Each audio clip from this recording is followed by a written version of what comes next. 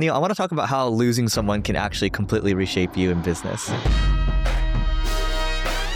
This is a tribute to my mom because I lost my mom last week on a Thursday. The moment she went, there's two main things that happened. One, you can probably imagine, I was like, okay, fine. It's probably time to start dating someone seriously, in honor of my mom, right? Because she's always wanted me to get married and have, grandkids and all that for her. But two, the moment she passed, I was like, whoa, like the way she's covered for everybody, like, you know how a parent they'll overdo the things that, for their kids, right? Meaning that they'll take care of things that they shouldn't be taking care of. They'll shield you from everything. They'll protect you to the very end, right? I realized that in the past, not so much anymore now, I've gotten a little better over the past few years, but I've always done that almost as if people in my company were my friends or my family, right? And I would shield them from these things. And what's interesting is we have this leadership meeting each week. I didn't join these last 2 weeks, right? Because of all the things that were going on. I kind of wanted to see how the team would deal with these things. And so what happened was I have a call recorder that joins those to look for compelling content ideas. And I saw a line in there that was actually very compelling. It said that chaos is always present in the business, but it's usually the leaders that absorb it. And I was like, oh, whoa, that stuck with me. It's like props to my team for observing that. But also in my mind now, I'm like, I've gotten better over the years, but I'm even more after she passed. I was just like, yeah, I'm not going to treat people the same way that I treat friends and family, where I'm going to protect them and coddle them at all costs. Sure, I'm going to protect them as if we're part of the same team, but we're all here to perform at the end of the day. And so I think what instantly clicked for me was, or reinforced for me, is like, yes, I'm going to do everything it takes to grow this business, but I'm not going to do everything I can to just be at all places at once, because at the end of the day, I'm just one person. Yeah, I learned something interesting from your mom's passing as well, because she did something that I've never seen before. I'm not saying it's not common or uncommon. I don't have any data on this, but your mom prepares, and she prepares for the worst case, which I thought was a very interesting concept. In business and in marketing, we have so much chaos. We don't know what's going to work, what's not. Some things are bad, some things are good. Without getting into details, because it's your personal life, your mom prepared for her passing. She was also in a unique circumstance where she knew eventually her time was going to come. Mm-hmm. She planned everything out for you, your father, her husband, right? And herself, to not burden anyone in your family with anything. Yep. And she prepared for even things like funeral arrangements. She even prepared, and you can edit this out, Noah, if you don't want this. No, we can leave it, yeah. She even prepared for the eventual passing of your dad. Yes. So, and the way that funeral was planned too. Yes. Yeah. Which is really admirable and amazing for someone to think. And she didn't want to not only burden you, her son, and the note you shared, I won't get into it, was truly heartfelt. Yeah. But she also didn't want to burden her own husband. Yeah. The thing is, that's actually very common in Eastern Asian cultures. So if you grow up Japanese, Chinese, or even Korean, like any of these, right? Like you just don't want to burden other people. But there's a point where, and so you can do that when you run a company too. You don't want to burden your team, but at the same time, you hired your team. So you shouldn't think about it the same way. And so I've always looked at it as, I don't want to burden, like, there's no extra work I need to add for Noah or yourself, like I don't want to burden you, right? Even you, when you said last week, like, hey, and you being a friend, I'll take care of the podcast. I'm like, no, I can't burden him, right? I can't burden you in being alone. So I did literally the day after she passed, like we did a podcast together, right? Yeah. And so that is a thing, but I think that's great for family. I think that can be very detrimental in running a business, because at the end of the day, you're hiring people to perform. And if you're just going to be there helping all the time, then people are going to be over reliant on you, and they would love for you to do the job because they're just here to make money anyway, for the most part, right? Some people are really bought into your mission, but a lot of people, it's a paycheck, which is fine. So I don't look at it from a burden aspect. I look at it more for the point of mind is she thinks worst case scenario and she plans for worst case scenario, right? Throughout the whole process, there's exciting, good moments that give you hope. There's sad moments. And she planned for the worst case, and she tried to think, all right, well, if this is the worst case, anything better than that is a cherry on top. When you look at a company, the employees within an organization, or even entrepreneurs, most of them tend to be super optimistic. And you kind of need some optimism as an entrepreneur because the chances of succeeding are slim to none.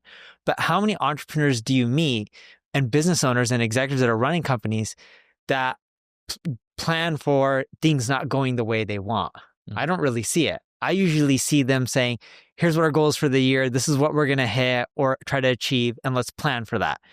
But they don't really have any contingencies on if the Fed doesn't reduce rates or there's tariffs or things get worse in the economy. This is how we're going to adapt and adjust and ready for, a nuclear disaster, whatever that may be in business or marketing. I think it depends. So the reason when we did that personality test, your practicality is very high. We're like high 90s, basically, right? You're like 97. I'm like 97, 98 or something like that. I got that from my mom. And I'm realizing the number of people coming to this funeral, the first time you asked to come to the funeral, I'm like, why, right? That was so weird to me. I didn't understand it, right? So I went to Thomas, who you know as well. I'm like, why, right? And he's like, no, that's like common. And then like all these other people started, I'm like, this is not even a testament to me. This is a testament to my mom, which reinforces that a lot of how you are and how I am is really just looking at our parents. Yeah. It's pattern recognition, right? So I think our practicality probably comes from your parents, my parents. And so I would just say from my mom, she does tend to think about what are the second and third order consequences. I know for a fact for you, you've thought about the contingencies with your business. You're very protective about making sure that you don't lose your assets, right? Or lose your ass in general. I'm the same way too. I might be a little more reckless sometimes, but I do think about the second and third order consequences. I would say a lot of people I look at with that personality test, when they're low on practical, they don't think about these things. And there's crazy entrepreneurs we know. When I say crazy, I mean that they don't think about these things and they're high flying. They like the things more than the actual like producing things for customers. And they're a little different. That's okay. It's just not how we are. So yeah. I also talk to my CEO quite often at NP Digital, and he taught me something similar a while ago. Because when you're in the agency game, sometimes you get customers, sometimes you don't. You got to hire, sometimes the economy's bad. And us being in 20-something countries, we're impacted by laws and regulations and governments from all over the world. And we can't control what people do or don't do. And he tells me probably once a quarter that when we're in some sort of situation and he's planning for it, he always assumes the worst. And it's usually never the outcome. And I'm like, whoa, this is so extreme. This is very unlikely. He's like, I run the ship. I have to assume the ship is always going to crash or hit something or an engine's going to break. And I have to be ready for whatever. And when it doesn't happen, great. That's a cherry on top.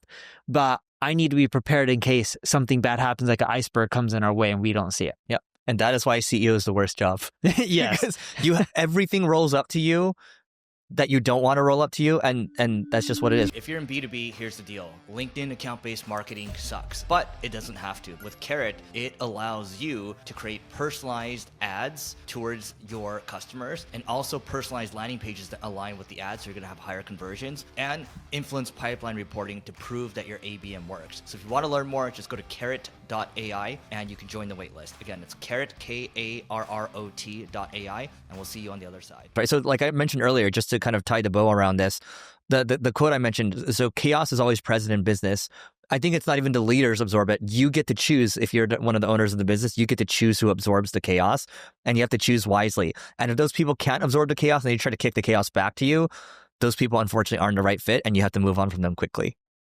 I tend to hire executives who stress and are good at handling stress. They stress about what's happening. They stress about what isn't happening or what may happen, and they're really good at handling stress.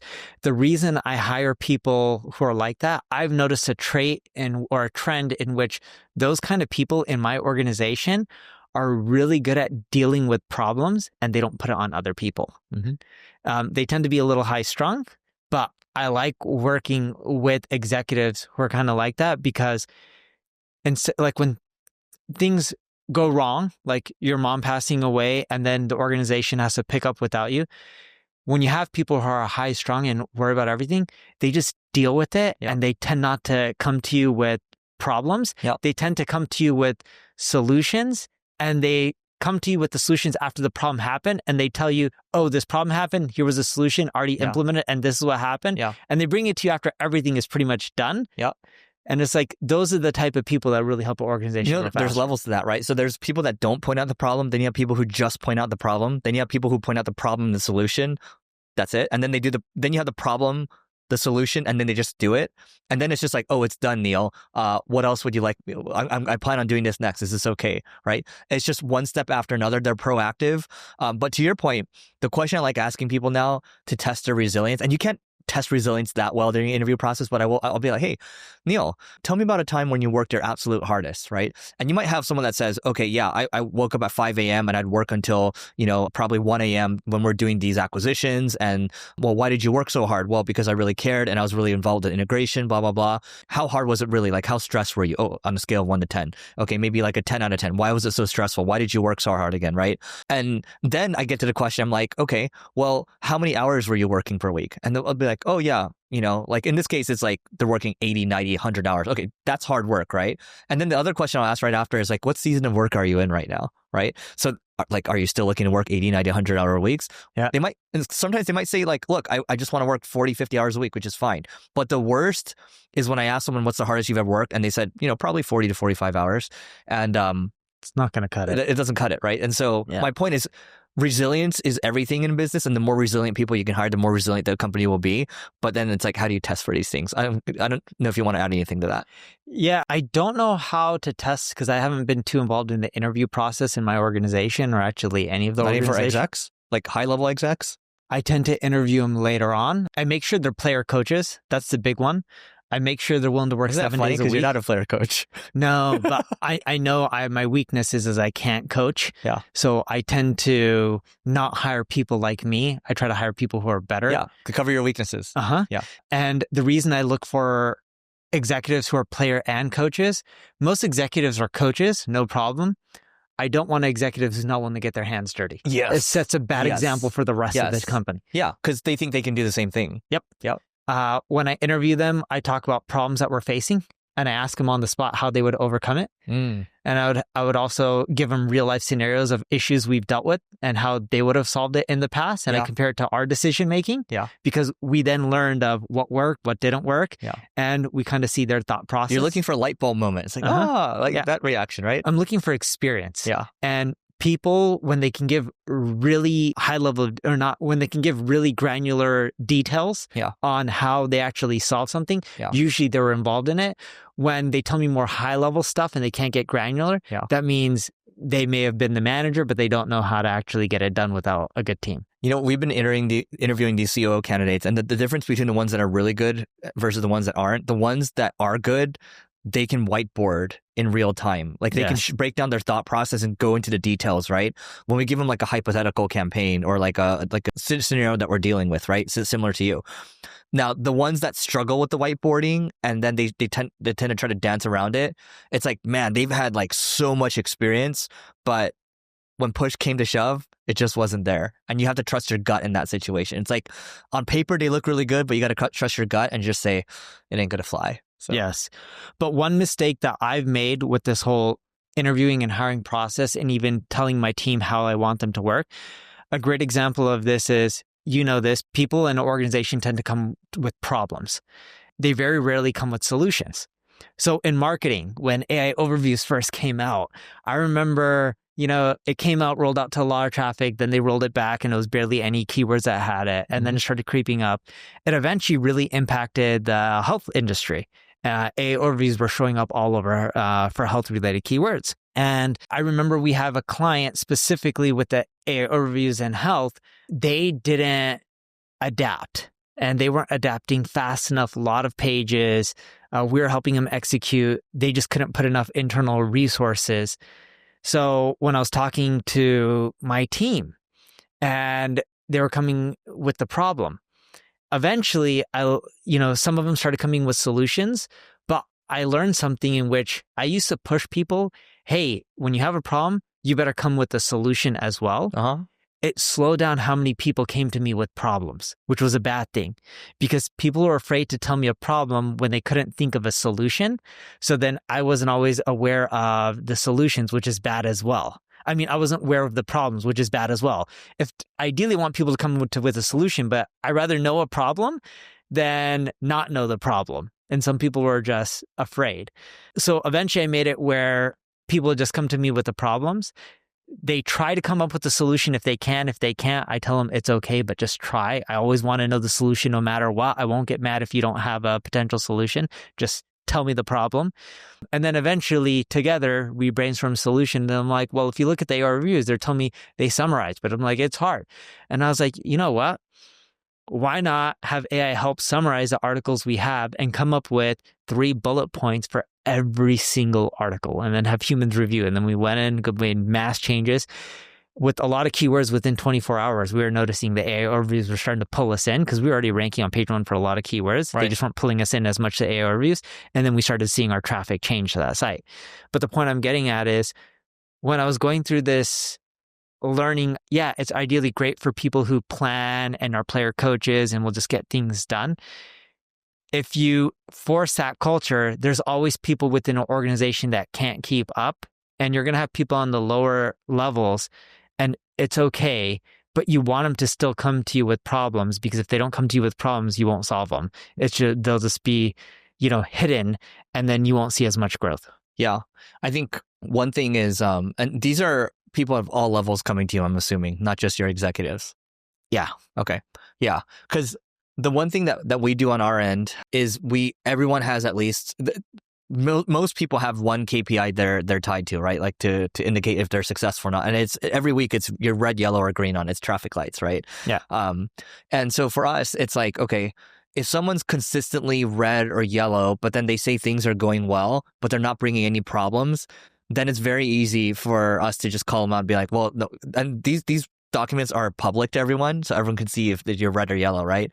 And it's just like, yeah, well, it seems like you've been red or yellow for a while. Like, what's going on, right? And so how do you building these mechanisms to just make sure that people are on track or off track? And here's the funny thing. I replied to a tweet from this guy, Peter Yang, earlier. He's like, I think he's just talking about agents not being there right now, right? And I'm like, autonomous agents aren't there yet. So I replied. My reply got like 100,000 views on X, and like there's like a bunch of sub replies to it. So I was just saying, oh, we use AI to help coach people, right? Like if you're not working on the right priority, it's going to coach you in the right direction. If you're red or yellow on your thing, it's going to coach you. It's basically an accountability coach, right? Yeah. Same thing for sales, client service, whatever. So we deployed this and it's working well. Like people have they're moving in the right direction now. My point of saying all this is that, and we can move into this AI conversation too. A lot of the replies in there is like, who would want that? Who would want that? But the interesting thing is I had a lot of DMs from entrepreneurs like, dude, I want to implement this, right? How do we do this? I just had a call today with a guy who I think he has like a couple hundred employees. He DM'd me. He's like, we want to do this, right?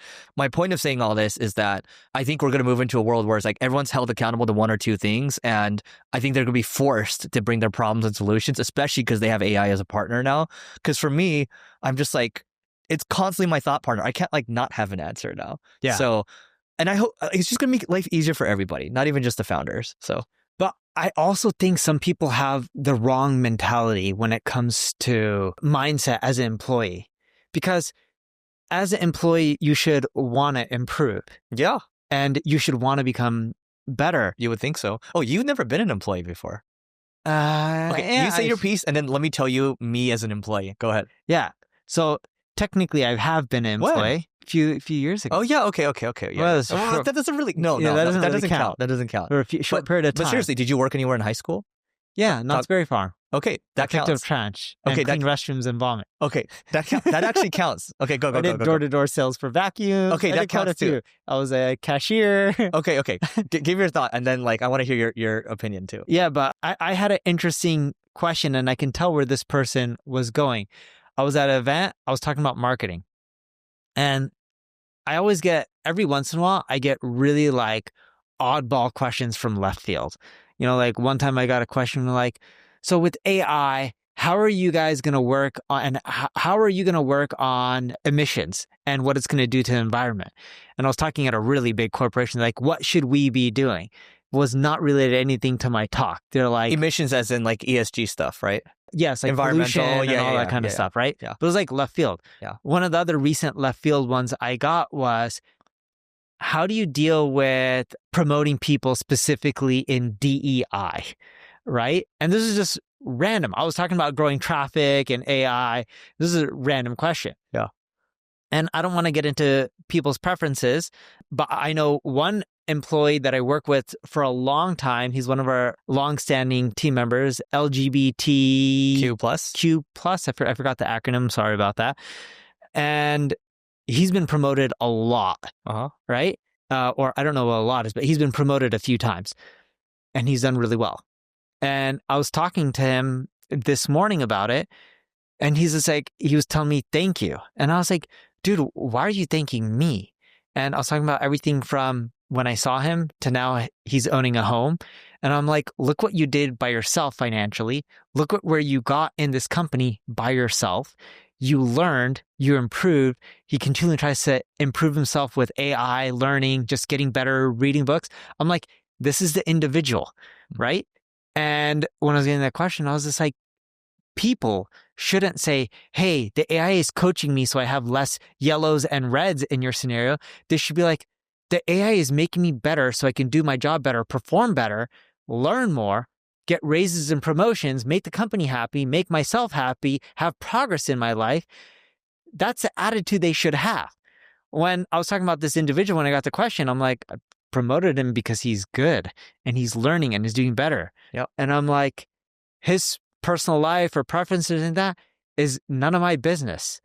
He's an amazing rock star in our organization. He deserves to be promoted because he's a rock star. On merit.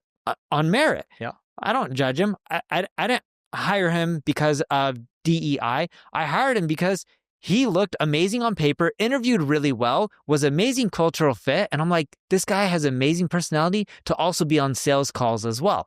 So I was like, we would be lucky to have him. And we were lucky enough to convince him to join from a big company. We were small at the point. I don't even think we had like 20, 30 people at that point. Mm-hmm. But the point I'm getting at is like, you want to find people who want to improve.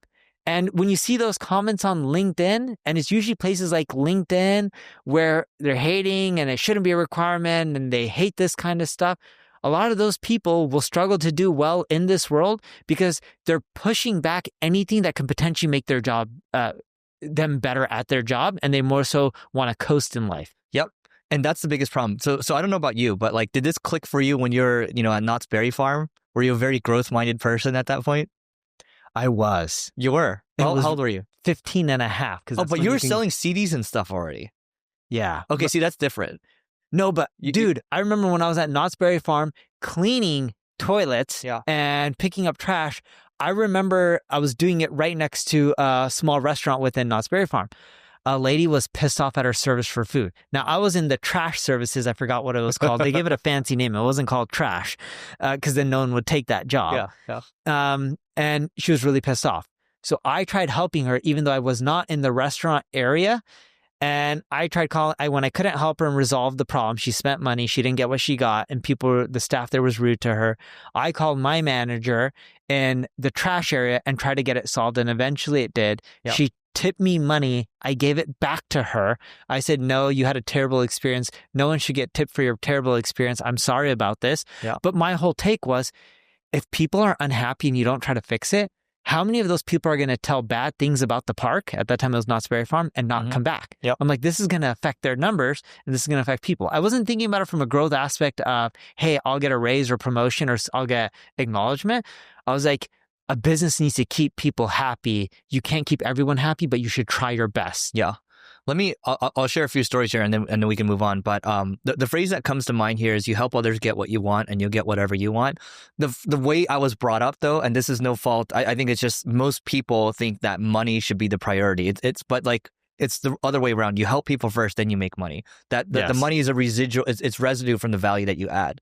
And so, wait, and to go back on this really quickly, when you were young, you probably also try to do things for money.